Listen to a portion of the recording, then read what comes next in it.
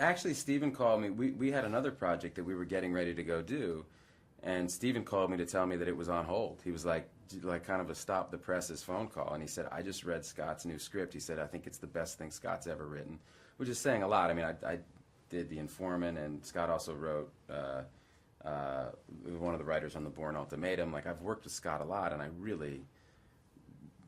think very highly of him, and so to get like this call from Steven saying, "I think this is the best thing Scott's done," you know, I was like, well, hell, man, send it over. So he sent it over with a note that said, "Read this, then wash your hands," and I read it, and I just loved it. I thought it was a terrific, really exciting, really believable pandemic, thriller. I thought it was just great, and but with this kind of emotional heart to it, and so it was a pretty easy kind of yes for me.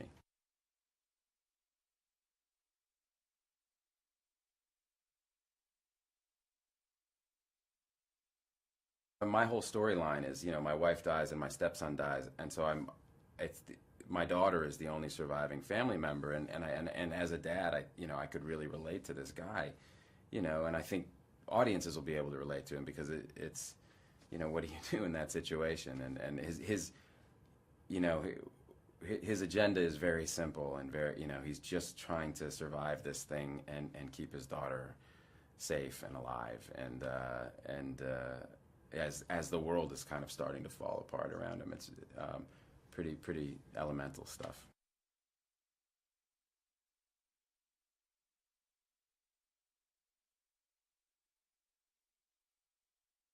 All the research that they did was really just in trying to kind of gin up a story that was as realistic as possible, and so this is like very, very real.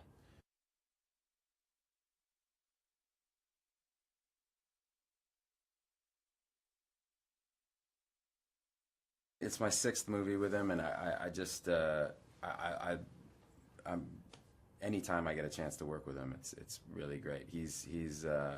I learn a ton every time I work with him, but it's also just fun, And he's got the same crew that he works with.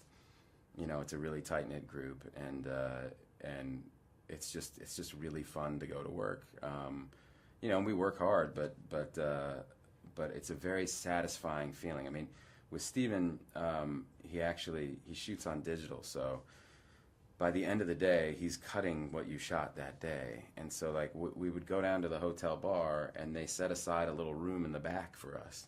And we'd go and sit down, and it would be Scott and Steven and Greg Jacobs and Stacy and Schamberger, like the producers. And we'd sit down and kind of shoot the breeze while Steven put his headphones on and started working on his laptop, and we'd talk for a little while, and about an hour later Steven would go, "Okay," and he'd pull his headphones off and he'd turn the computer around and he'd show us the cut scene that we'd done that day. So it's really a luxury as an actor.